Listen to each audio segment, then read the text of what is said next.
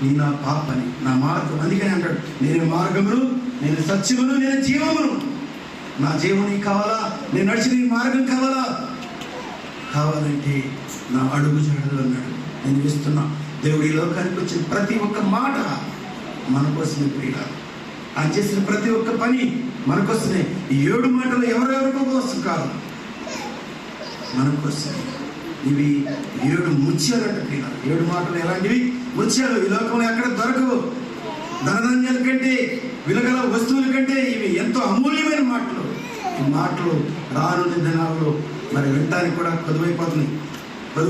ఎక్కడ చూసినా ఏం జరుగుతున్నారు? స్వార్థ అడ్డుకుంటున్నారు. మాటలు దేవుడు, పరిశుద్ధాత్మ దేవుడు పలుకుతున్నప్పుడే మనం మన దినాన్ని సరి చేసుకుని ఆయన మనకు అప్పగించిన పని ముందుకు సాగిపోవాలని వేడుకొంచు ఈ మాటలు ముగిస్తున్నాను. ప్రార్థన చేసుకుందాం. మహాపరిశుద్ధుడా, ఆశీర్వాధికారి, జీవాధిపతి, గొప్ప దేవుడా, యేసయ్యా, ఈ మధ్యాహ్న కాల సమయంలో తండ్రి నాయన అయ్యా, నీ ప్రజలైన వారికి నాయన 7 మాటలు నాయన పలుకుతూ వచ్చారు. 5 మాటలు పలుకుతూ వచ్చారు నాయన.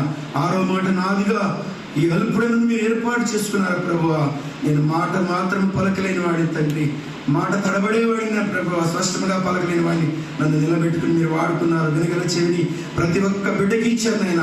అటువంటి మాటలు తమ హృదయములు భద్రపరుచుకుని తన జీవిత విధానంలో ముందుకు సాగిపోయే అనుభవం ఇచ్చేమని, తనకు ఏ పని అయితే నువ్వు నిర్ణయించావు ఆ పనిలో సంపూర్ణంగా నెరవేర్చేవారై ఉండడానికి మీరే సహాయం చేయమని యేసుక్రీస్తు పరిశుద్ధ నామములో వేడుకొని ప్రార్థిస్తున్నాను తండ్రి. ఆమేన్.